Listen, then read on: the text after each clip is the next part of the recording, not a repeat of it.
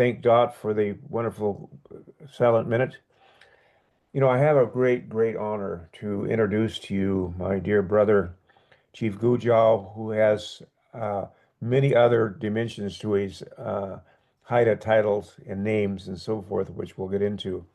But I think what he's achieved is something that is a pathway for First Nations across British Columbia to have the recognition from the Crown and the Government of Canada and the nations of the world that the First Nations of British Columbia have never, ever surrendered or ceded their land, ever, except for about 6%. And I think that what our dear brother has done in a great, wonderful way, and all the great Haida people that have worked so hard, some in the spiritual worlds who began clear back in the 50s, you go back and trace this movement.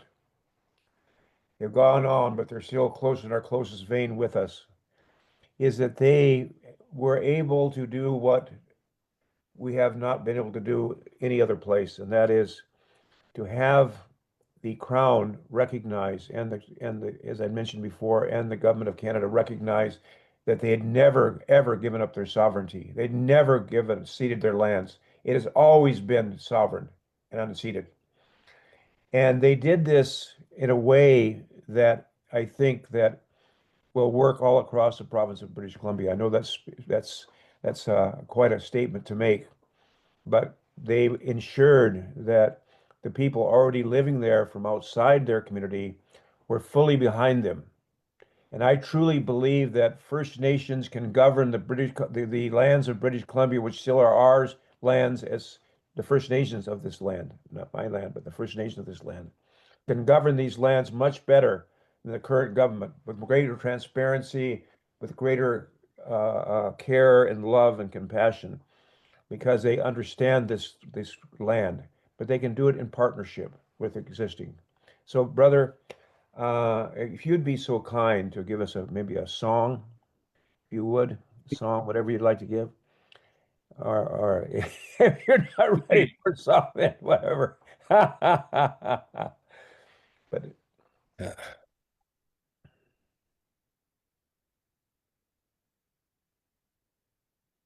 Oh,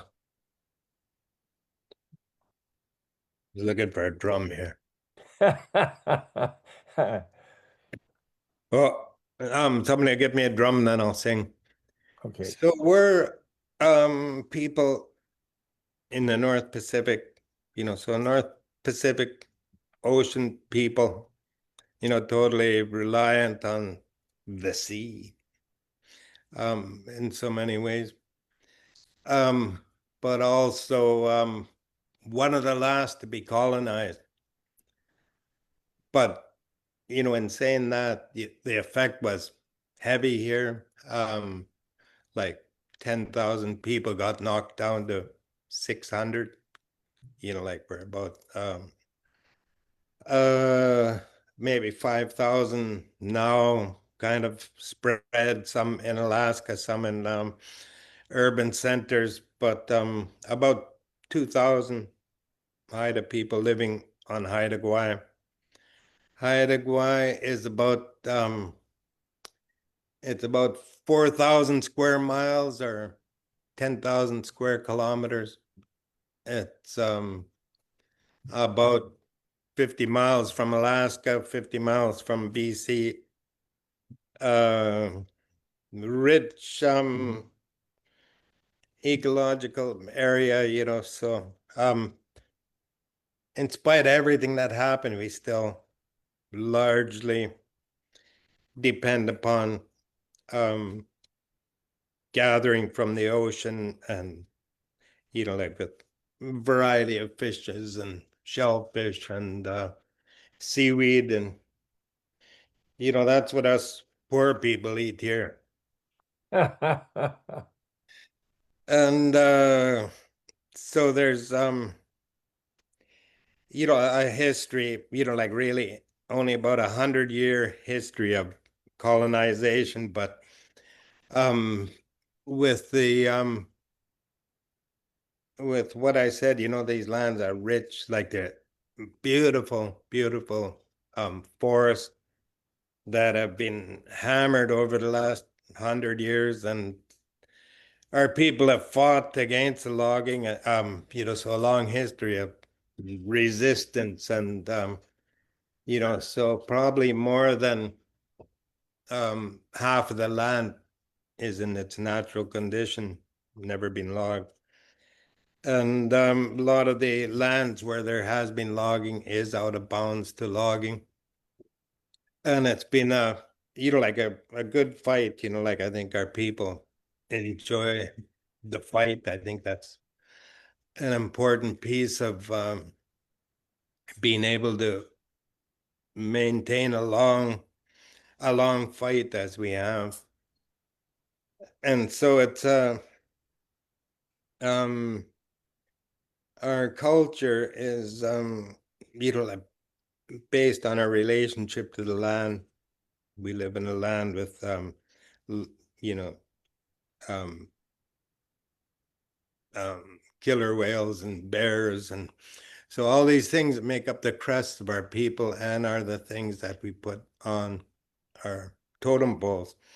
So if you look around at like the iconic totem pole really had its roots here on Haida Gwaii, and there is like a lot of trees, like to build a pole is actually using a 500 or 600 year old tree.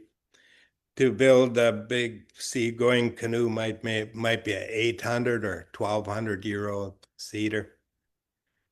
And so that we did use the forest, of course. The houses were all made out of big timbers, quite a unique design. I don't know if any of those pictures were able to be posted, Phil. I gave them to you late in the game, but They've been sent over. They've been sent over now. Whether we can get them up or not in time, I'm not sure. But John said he sent them over to Shwanda, so we'll see here a little bit later. so we've had several court cases which we've won. We've taken Weyerhaeuser into court and we won. We've taken a neighboring tribe had taken Enbridge into court and they won. And so there's been a lot of fight over um protecting the land, protecting our rights, reestablishing rights to even hunt and fish. But all those things have been done. There's no denying that we have, the right. We don't use hunting licenses or fishing licenses, and like we don't uh joyously sing out to the crown or anybody like that. And so we had filed a case to prove Aboriginal title. Something that we're saying. I mean, our own people are saying, what the heck would we want to go into the white man's court to ask them to decide whose land it is? But on the other hand, every time we have gone in there, we've been winning, and there's a pretty clear thing from the Supreme Court that lays out here is the burden of proof that you have to meet, and we've easily been able to meet all of that. So we filed this case a few decades ago, but have kind of used it as leverage rather than going in and just saying whose land it is. But then we had convinced the court, or not the court, but the government of Canada, first the government of BC, that it would be far wiser to reconcile, but reconcile not based on like their treaty process that they've laid out there, is for you extinguish your title, your Aboriginal title, and in exchange for a treaty. And that was never acceptable to our people. They just said, we do not want to be treaty Indians, based on the fact that most treaties have been broken and abused. And so we've never ever signed one and never expect to. Like, we have title. There's nothing compelling us to do that. No reason why we'd have to do it.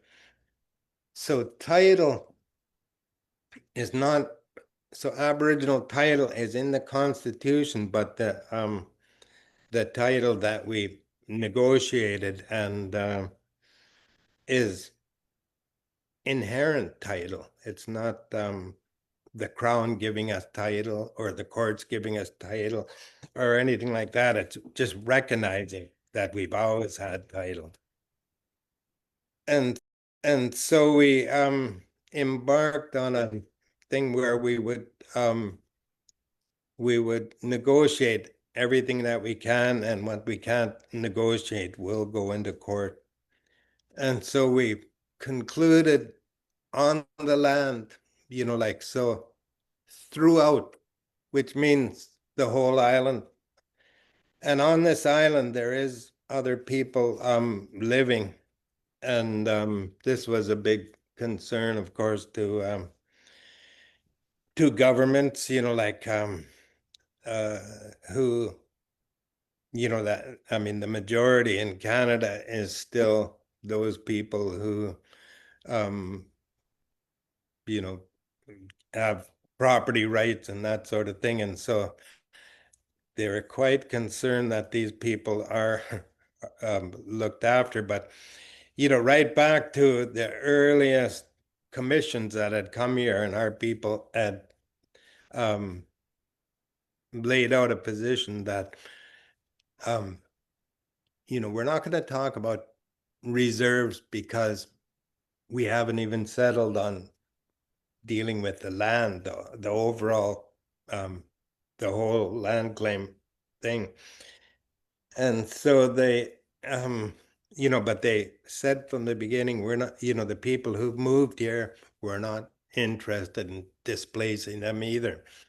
Because a lot of these people have been here now for a generation, 2 generations, and other people have come here more recently, but, developed relationships and friends, and people have married in together, and it's not, it's race hasn't been an issue here. Like, we've never been a minority, so we never really faced racism. But we did face the systemic stuff, like some people did go to residential school in the, people older than me, but I didn't go, and neither did my father or mother or my grandmother, my uncle. A lot of people did go, and the effect is, as as it is anywhere. The language had taken a big hit, like there's a lot of effort to restore language now. But we have title, and where people have fee simple lands, we call it in Canada, it makes up about 1% of the landscape. And so, that most of the land was taken up by forest company concessions. And so we took an approach where we said, the government has two problems. One, they can't upset, the multitudes that own property and stuff.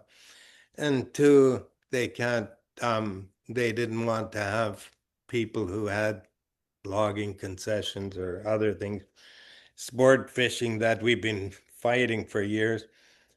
They can't have them going out and saying, like, all these rights that we have or the privileges that we've been given are not worth the paper they're written on.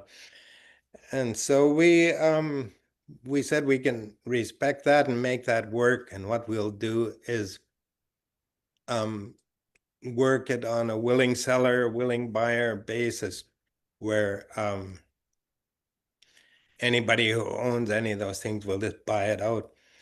And of course, we didn't have money, so we said, and you pay for it. So they're paying, like they put a swag of money up front, and that's what we've been doing. We did look after, like the province will continue to do some things. I don't know if I mentioned that the fee simple lands are only 1%, and it's all really on one side of the island, upper corner of the island. But there's a highway and there's a ferry over to the mainland, and there's hospitals and schools and electricity, all of which cost money, ongoing costs. So we left that for them to look after and pay for.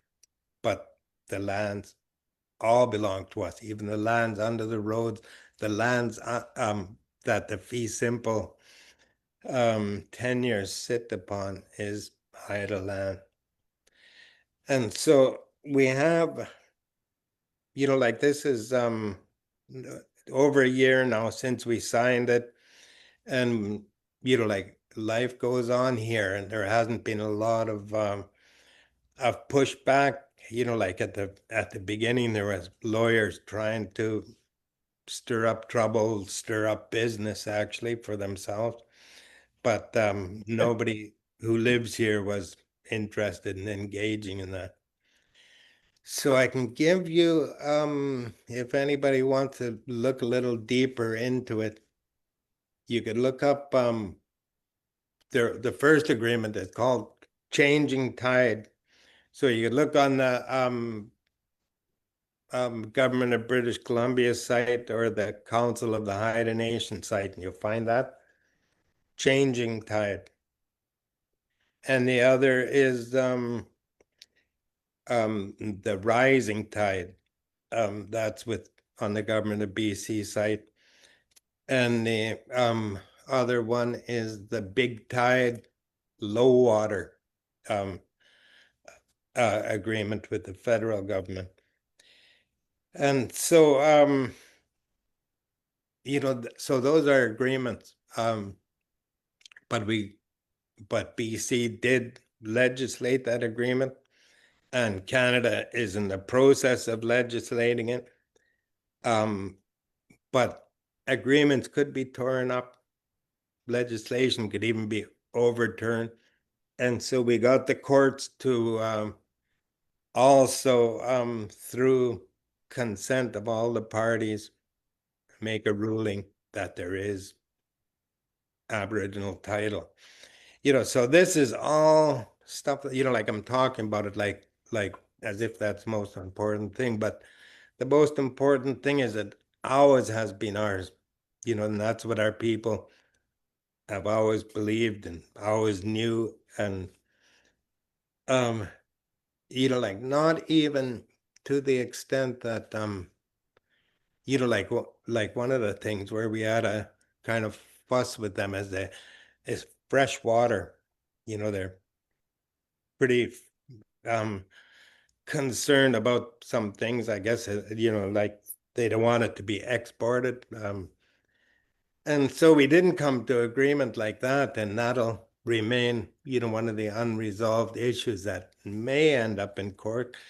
But to us, it's such a ridiculous thing because, like when it rains, it's been snowing outside, like nobody sits around saying, I own that rain, I own that snow, I own that little water in that creek there that runs down to the ocean, and the steam like that's such a crazy idea, like. And so we did agree on some other things, over the next while. We will be reconciling laws, so uh some things are going to have to be worked out around here.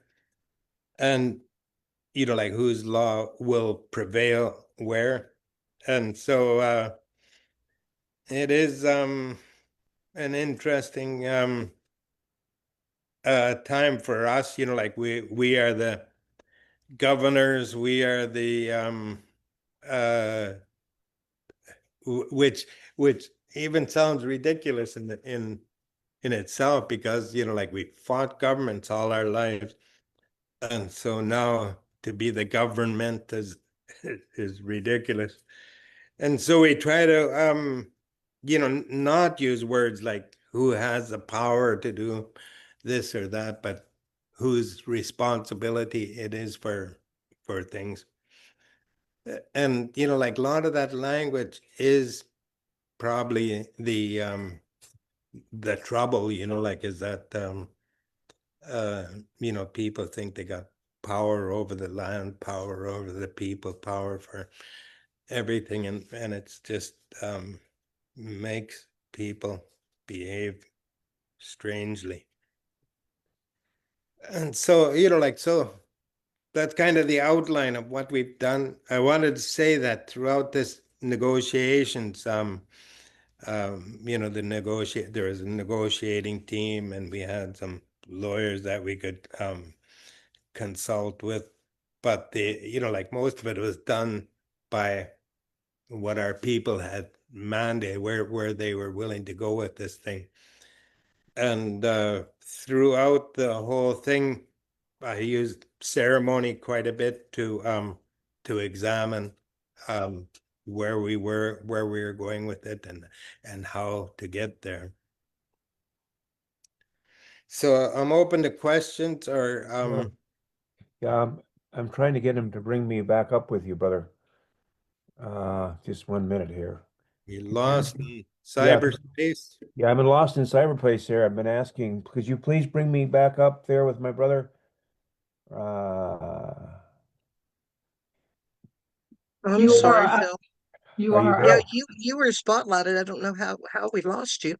That's all right. No, Yeah. And I'm I trying to find you. Any room tech, please spotlight Phil.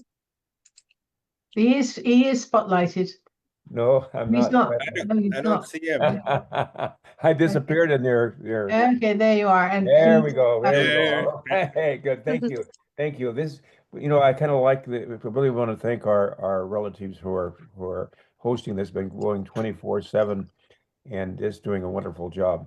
But brother, what I would really like you to reflect on. By the way, what I'm going to do before that, the reason I'd ask you to sing a song is I wanted to have a prayer before we started. I'm going to do that right now because I think it's so important for what you've done. Otinkashla Wakantaka, creator of the universe, most beloved one, all powerful one, most kind one, ever forgiving one. We just ask blessings upon the great Haida nation for all they've done. And my dear brother Guujaaw and his beloved family, grandchildren, all the relatives there, both in this world and the world that goes beyond this world. We give you thanksgiving that they've been given a path that we might follow in a good way to truly have it recognized that the vast majority of the lands of British Columbia have never been ceded, never been surrendered, and are still have sovereign title to the Indigenous people of British Columbia. So, thank you, Creator. And brother, if you'd reflect on how it ended up that British Columbia, whereas treaties were signed everywhere, they just came and just took the land. Just took, I mean, literally, literally, we're talking about. I mean, if this happened today in international, on an international basis, and some country just came and just took land like this, how how'd that happen? Um, well, it's quite interesting what happened, and it was all across North America. The British were on the move. And in 1763, there was a Chief Pontiac had organized a whole bunch of tribes, and they burnt everything west of Detroit. And so kind of brought well, it wasn't America yet, it's still British. so they said, okay, this is it, like we got to do something different here. There wasn't just that, the expansion was going on by the British. It is going on by private companies, like the Hudson Bay Company, the Northwest Company, and like there's a number of them pushing forward and stirring up trouble, grabbing land, and so so that's like Chief Pontiac was really a man of peace, and he tried, and he was betrayed, and he was, like till finally it brought them to war. And so the British said, okay, then we will, what we'll do is we'll, like, from now on, the only way that we could attain Indian land was to do it through formal treaty. So until then, it belonged to the Indian. And so that was 1763. And so they went through and they made treaties all the way up to the Rockies. And at the same time as they did that, 1763, they also made a policy to use smallpox. And people were dying out all across the land, like as the settlers moved west, they would find villages wiped right out. And so there was quite a drop in population, and in BC, by the time they got there, people were dying out so bad. Like I mentioned, our population went from 10,000, over 10,000 to 600 people in a, like in a real proper census. And so they just figured, well, everybody's going to die out anyway, we've won, and let's just take it.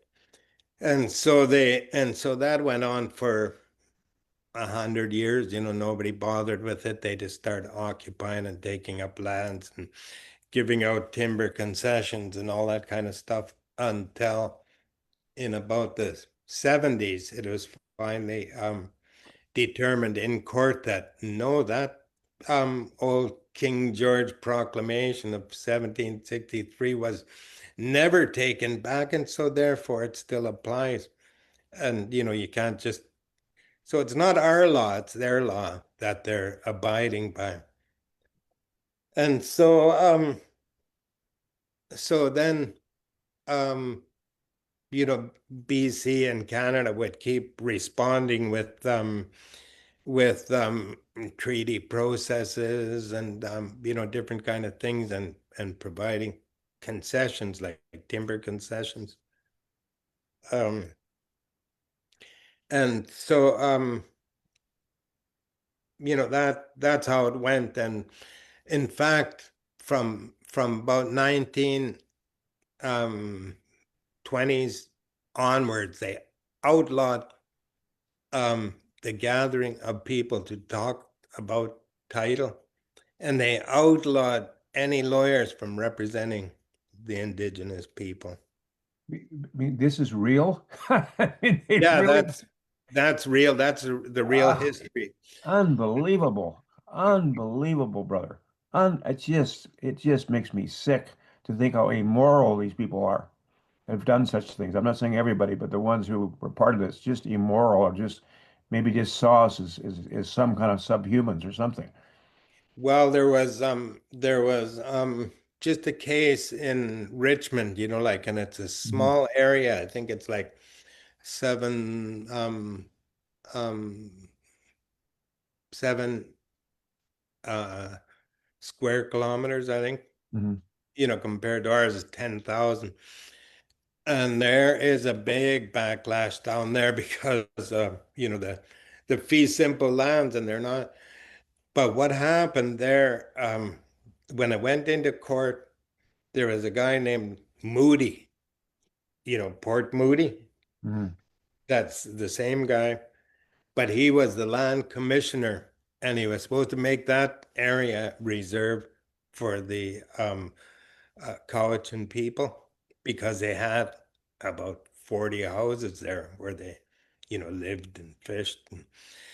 And so instead of doing that, he sold it to this little shell company, which in the end, it all came back to him. And so he owned that whole region, sold it off bit by bit, and enriched himself. And the judge in that case was just appalled at the corruption that had occurred in that small little area. Like if you look at how big it is, like in Vancouver, it's like if you threw a dime on your floor compared to your whole floor, and there is still a great big outcry because of the effect on those people who own, like own properties there. And so I think we, you got to accept that humans have the ability to be really wicked. It might be in us, like even if we're nice guys and given the opportunity to be corrupt or to be mean or to be hateful, I think maybe it's in us, maybe it's like you could see it in the States where racism and all these things are allowed, then it just takes off. Like you could see it, like in Second World War Germany, like normal people living, families and everything, like just flipped into Nazis, like yeah, you could see it in the States, like suddenly everybody's MAGA and allowed to hate whoever they want for their color of their skin or their sexual orientation or whatever. I mean, I think people are weak, like unable to be moved in those sort of ways, but people are also seem to be greedy, like and given opportunities like that, they take it. Mm-hmm. No, you were talking about how, and it's really quite a different experience that many First Nations have, or tribal people in the United States, and that is where you've been in the majority. So you really have not had the kind of racism or the kinds of treatment quite as much as down in other places. What was it like for you leaving for the first time when you left the island? And you from that majority where you were in the majority and coming into Vancouver, I mean, was it like two different worlds? Was it like, what was it like for you going from? Well, it is a little better, a little more stark than that, because I went to Prince Rupert, where there is a sizable population of Indigenous people, and it was this was in the late 60s, and yeah, quite surprised because like for us living here, like with like didn't really we didn't really think of people that way, like if somebody happened to be white or anything wasn't an issue, or if they were browner than me or whatever, like none of that was it is all about the character. Right. It is more about the character of the person. Yeah. So I mean, and I think like I think like people, I said, can be bad, but they can also be good, like if you it depends on what part of it you're feeding, I guess. Yes. Like and like the wickedness, you know the badness. I mean, I don't know if we've all been bad. I have, had my I think I've made my mistakes too, my brother. but If anybody I is on don't program regret that I don't hasn't, we'd love to regret hear from anything. them. I don't regret anything I did, man. It's quite a learning process. Well, if you follow the law, the natural law, then you do it all properly, life goes easy. And if you deviate, you learn by your deviation. You sure do. You get wise that way. So, I mean, in essence, all those First Nations here in British Columbia that have never ever surrendered their, as Haida Gwaii has never surrendered their sovereignty. They really are in a very, how do I say it, similar position depending on how they would approach this whole process. What you're saying, for instance, of how important it is to get the people who now are living on this unsurrendered, unceded lands. Just like right here in where I'm living in White Rock, this is all unsurrendered, unceded lands. Because they started doing that with the land acknowledgement, not understanding there really are in British Columbia acknowledging land that still exists under the title of the Indigenous people are never been surrendered. So in potentia, in terms of what that means, uh, if BC First Nations really truly united together as one, which I know is the biggest challenge we have, but let's just speculate for a minute. They united and they followed a similar path where they were able to get the what you know what do you see? What do you see the possibilities can be? How do we resolve these incredible uh, how do we truly have true reconciliation that the government of Canada is calling upon? How does that happen here in British Columbia? This is focused British Columbia where where our relatives have never surrendered their lands, like yourself. Well, there's a couple of interesting ways to look at this. Um, I mean, first of all, like our people squabble amongst themselves as much as anybody, but given a common enemy, we'll pull together for the fight. But however, if we pick the fight with the people who live here amongst us, we certainly wouldn't have won, like what Right. because there is a force and a population greater than ours. But there's a few things that even the white population has been, like um really not a part of the big decisions or the big benefits from the land have gone to the few, not to the many. Like what they're saying is, oh yeah, we'll give you a job, but like those like timber barons, of course, are making money off every body they put out there, of course.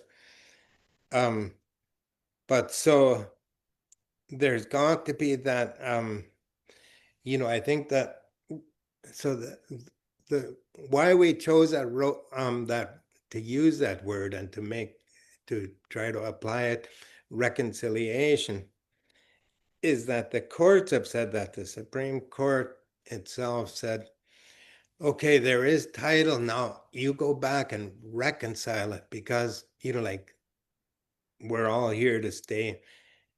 And so it's a kind of thing where like I heard people say, well, so what, like they shouldn't be here, and if you take that approach, you're not going to get anywhere. You'll stay on the res, like it's just not going to ever amount to much. But like the people who've lived here amongst us have never had anything to say about the land. The land was all divided out amongst the big logging companies and other people like that. And like it is all tree farm license, and so they're just banging away. So the people who live here actually came with us to stop it. They worked with us to stop the logging or to change it or stop the tanker traffic or to stop the herring fishing when they had fished it down to such a low point. And so, they've been disenfranchised as well as we have, but there are, like if you look and say, okay, these people are occupying 1% of our land, they've taken over our land, but these people aren't the guilty people. Like, they're people with like us, like, I mean, here we are almost like almost assimilated, like, but we started assimilating them and the land started assimilating them. Like we got Christmas trees, yes, we do, and like I got a truck outside, but I go fishing and I put food on the table in that way, so I'm on the land. But as somebody moves here, then, like their first fishing experience, they feel things that they never felt before. And then when they have a baby here and when they bury a relative here, things again, the land starts assimilating them. And so, we work with that, with what we have in common, what we can share. And okay, now I feel like singing the song. Just to give a little commercial break. Okay, good. Oh, great. So you see The drum has come. what it kind of feels like with our song. Mm. Oh. And so people that end up in our potlatches and they end up in our things, and so we assimilate them.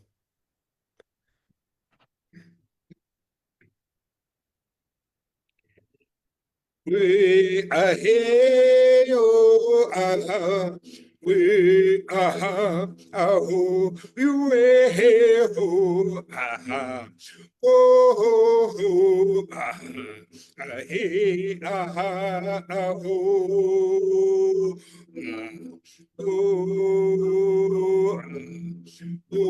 you are holy. Oh, that drum sounds too sharp. This. Okay. Good one. It's too hot in here. They're both too tight.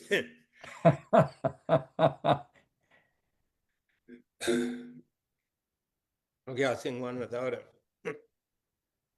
So all these songs, like that manage to stay, the dances, like we have masked dances and potlatches and, quite elaborate things of to celebrate culture, like the totem poles that our ancestors raised, we're still raising them today. And in doing that, like people in the potlatch are given, certain people are given names, the prerogatives, the history of the clan is told. People share food and, like fish and, all the good things from the land. Okay, try with this. Try hitting on the table. Okay, whatever is going to work. Alimo hui yo, hey yo, alimo hui yo, hey halime hui maya, hey halime hui maya. Hey yo, holimo, himo yo.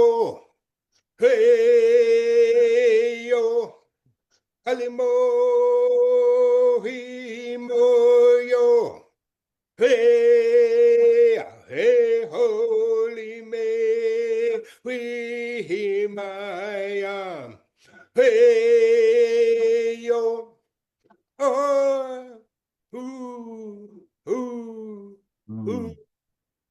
Oh, Milo. Thank you so much, brother. I have two more questions for you. You know, it's so interesting. British Columbia, just the name British Columbia, King George Highway. Uh, and I think I've never seen any province in Canada with more English names than British Columbia. And at one time, your sacred lands were called Queen Charlotte Islands. I don't know who Queen Charlotte was. How you all turned that around? Give me a little background on that. And then I want to go into what does this mean for the future now that you've eliminated all the logging, all the fishing lodges are shut down. But first, let's kind of get to these names because maybe British Columbia needs to change too. Yeah, like Queen Charlotte Islands. We changed that name, maybe 20 years ago. Mhm. And the government in BC at the time was very much a right-wing government. And so, we actually didn't change it. We just told them we want the proper name used. And what we did in ceremony, we actually brought the premier of BC up here, and we put their name into a box by everybody in the feast hall all together saying, Queen Charlotte Islands. And it was closed like this. And, and then it was presented to the premier, to bring back to the queen or whoever wants it. But it's theirs. We don't want it anymore. And that the proper name is Haida Gwaii. And so this guy, we'd fought him for a long time, and like I think he enjoyed well, I think he didn't want to lose any more to us. They lost quite a bit. But so I'll tell you, like, when we did do these other agreements and stuff, if it is still called Queen Charlotte Islands, we would have never got it. That was important part of the progression and getting it like it is being just like when you say Queen Charlotte Islands, it sure doesn't sound like it's ours, does it? I don't think so. It doesn't sound like there's any unceded title when you call it British Columbia either. I wonder if any of those the other people on there would have a question or anything. Yes. Please put it in the chat, and then Shonda, you can read it to us. Anybody has any questions? Please put it in the chat. The last thing too, after the question, brother, I'd like to explore. You all have now. I'm seeing Brother Phil, I'm seeing Sister Patricia putting up her hand. So I will just bring her in. So yes, there we go.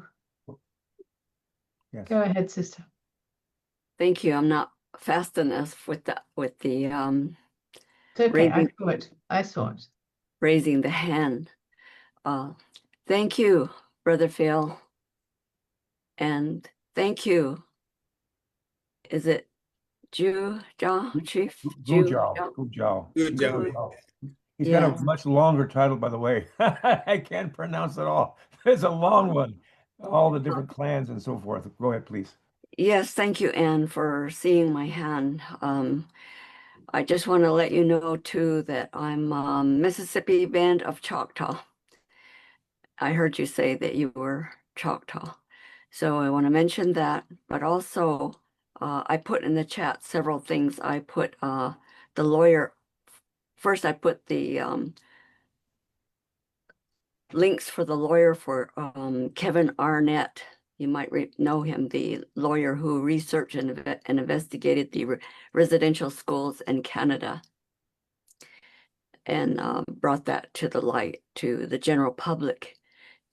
Most of all here, because I haven't eaten all day since yesterday, so I wanted to say to the group and to all of us here, and some of you have heard me say this before, this is the root cause of all the violence and suffering of the erasure. And I went to boarding school here too in the Southwest. The root cause, first of all, we have a word, naholpi, in the Dene language, and it means never enough and never satisfied. And so the root cause of my research over the years is when naming the outer balance of violence and suffering through colonization and warmongering and warfare. The root cause to this very day, it is shocking what we are dealing with that's escalating, is that people are fear-based, and for their very survival, that people are recruiting other people to gang up in enemy creation, devaluating and dehumanizing others, and then recruiting people to gang up on other people. This is the point. Believing that the only way to survive is to genocide other people and steal their land and resource. And of course, the other words for it are chemical warfare, like smallpox and so on, and also starving the people and then giving them poison food, as in the gold rush in California. And so we know that, I think it's called eugenics, population control is something that's an official policy of these colonial experience throughout the centuries. So lots to say and talk about, and I'm really enjoying your singing and your what you are speaking about. I myself, grew up on the Navajo reservation, and was born there. So thank you both. We need and want to hear more of tribal experience, Phil, that is so valuable for the general public, because when I travel in the world and I meet people, they always tell me that I get a check from oh, you guys get a check. They say two things to me. First of all, they're in my face. They're right in my face. And they love to tell me right in my face. They say, you guys were already fighting when we got here. And the other thing is, well, you get a check every month from the federal government. And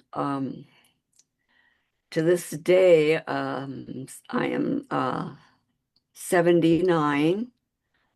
Where is my check with the interest? You know, I'm living this long to collect that. Where is it? I have never, ever received a check for being an American Indian every month. Those are the biggest cosmic lies that we have to deal with. And now, of course, one last thing. The casino Indians, we recognize that they are, that's what I would consider deprivation and desperation to find the monies for their basic needs. And so to resort to a way to rebalance the abhorrent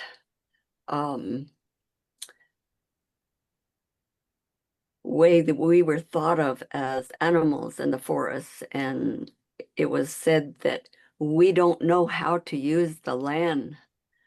And so that's why it's being privatized today. And so all of you, everyone that stayed and listened with compassion and empathy for someone to speak, for an elder to speak from Canada. And we have this caring and concern for each other to be brothers and sisters and share food and cry together and pray together and heal together. So thank you so much. And I'm going to go. I may stay on a few minutes for feedback, and then I need to go take care of my personal needs, because I could be on there. I could be on this 24/7 and forget, that I'm in a physical body at this age too. Great. Thank you so much. Just, like there's like amongst our people, there is a lot of good people, but a lot of dirty, rotten people who would sell out their land and everything.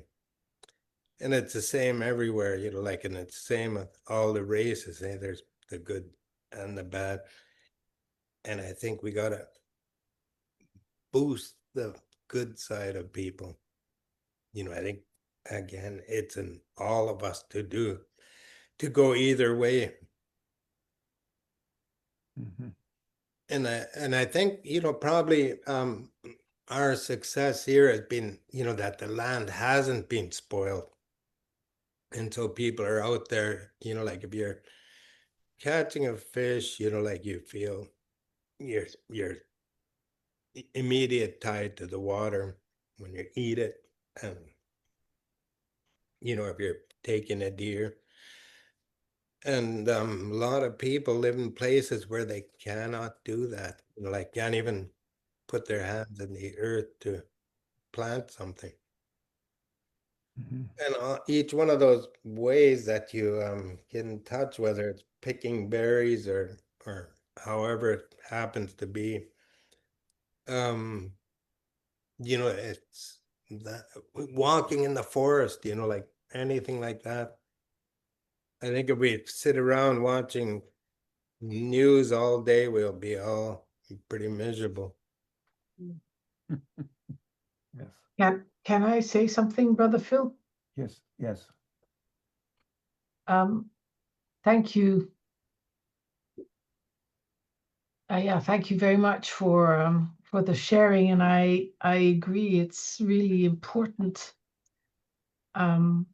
For me, it's something that's only since I've known you that I've started to hear more of these stories.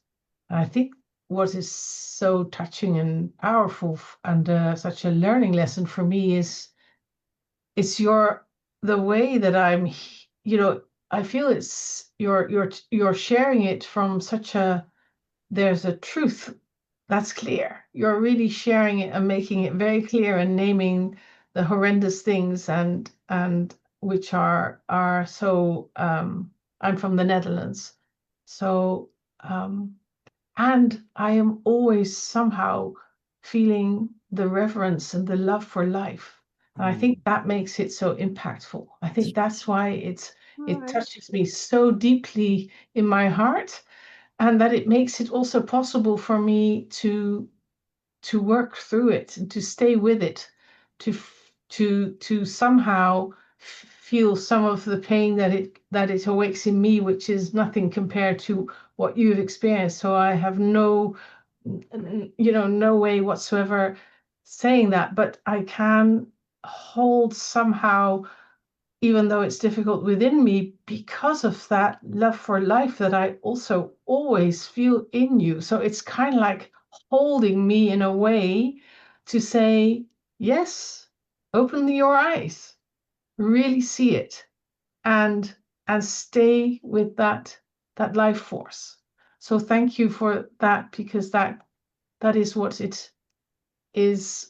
it makes for me to work through it and to see how I can contribute and how I can first within myself restore what we do in the world, and how to then do peace differently or whatever I'm doing to make sure that I am connected to that life force and that deep love for all of everything here on this planet. So thank you so much for these profound, deep lessons and wisdom and love that I feel.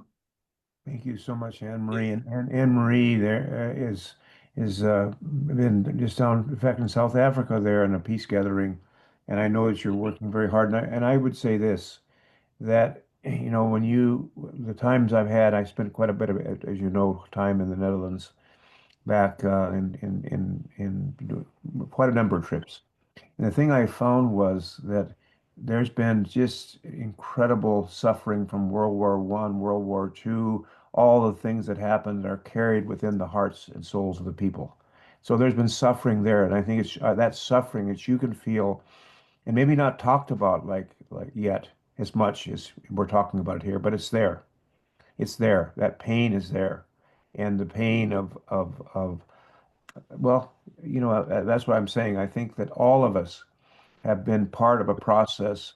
I don't see it as punishment. I can't see it that way. Our Creator is so kind and compassionate and loving that it's been preparation. Now, for those who don't choose to follow those paths, like Brother Guujaaw said at the very beginning, we have a choice. If you follow the path of the natural law, your path your path will have some challenges along it, but nothing like the lessons you're going to learn if you step off the path.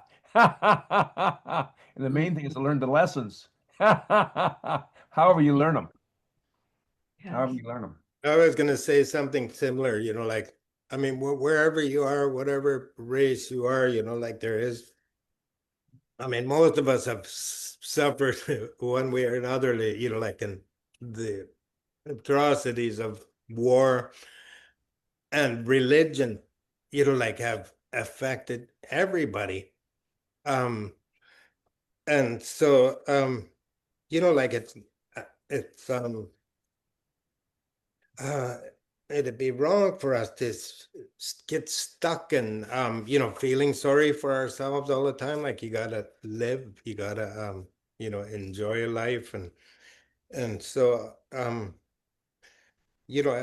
that's how I feel about it. Like, yeah, a lot of stuff happened. That's the way it is, and that's what we're made out of now. We're made out of all that. It should strengthen you, not weaken us. Like there's lots more to do, a lot of more living to do while we're here. We may as well enjoy the darn thing. I think so. I think so. Now, the last thing I want to add here, brother, and that's that by having this inherent sovereignty finally recognized and so forth, and having that capacity, you also stopped the logging, from what I understand. The logging stopped. The 5 or 7 sports fishing lodges are closed. And from what I can see is you have this capacity now to transform your sacred lands into to a place of healing where all kinds of you can have your own FDA and have all the kind of cutting edge medicines there that would never be take years to pass in other places. Or certainly you're way bigger than those islands in the Caribbean that are the financial hubs where people put their money to step forward out of taxes. You're way bigger. I compared your size of your islands to those islands like the Cayman Islands and other ones down to the thing. And you're way bigger. So so as you move your economy away from logging, from sports fishing, where they're just, would go out there and catch fish and just tear their mouth out and throw them back and they die. I mean, it's just horrid things like this. What do you see as the future economy that the people are thinking about? Maybe not ready to actualize, but possibilities. Yeah, like in today's world, we have to consider that, like how are people gonna pay the bills? Like we came from a non-monetary society that was, based on a lot of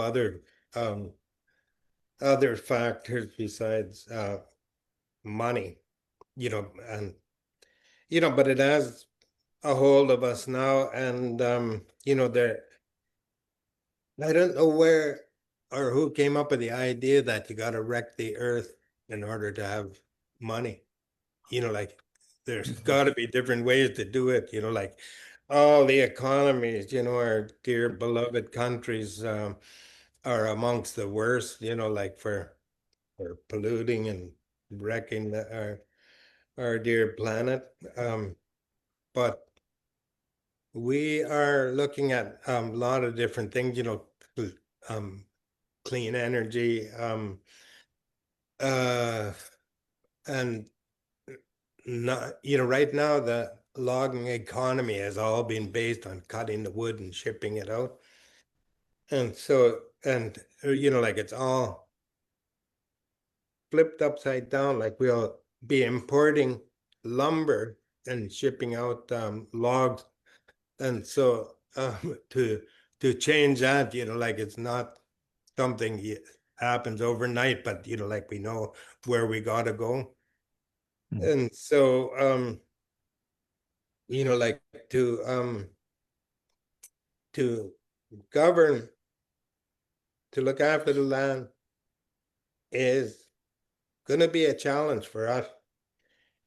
And you know, what we said to the government of BC is, yeah, you know, we're haywire as hell. You know, like we don't have any of the kind of structures you got, but there's no damn way that we could do the damage that you've done to this land. You know, like they have done a lot of damage with all their resources in hand. Like there's very little good that they've done. Mhm. So you know, I think real important is our people see the well-being of the natural world to be Mm. paramount over money. Yes. Yes. You know, so we design economies that aren't gonna jeopardize that. Yes. Yes. Well, my brother, I want to thank you so much for taking this time and sharing and having this visit. And I so enjoy our visits together. And we get these long visits on my phone, so it's really wonderful that you to share with the people. Any last kind of thoughts you want to share with our First Nations relatives who might be listening in, who are from British Columbia, who are in the same position that you have been with unshredded, unceded land, or any message you'd like to give to the other relatives here? Anything you'd like to close out with? We'd love to hear those last words.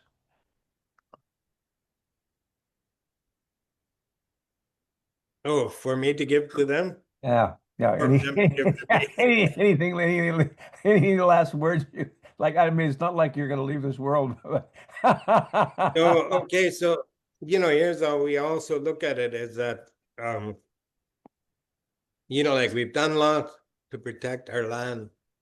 We've got title, you know, the ability to look after it now, you know, so all the mechanisms are being worked out on how we're gonna do that, how we're gonna balance all these things.